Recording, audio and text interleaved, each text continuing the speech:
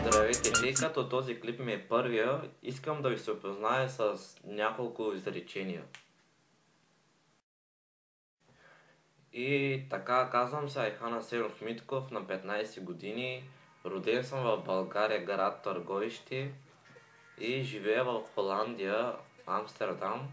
Започнах да тренирам на 14 годишна възраст и никога не съм пипал каквито и да било добавки, протеин, креатин, витамини и каквото още щете. За да имате яко тяло е плод на много труд.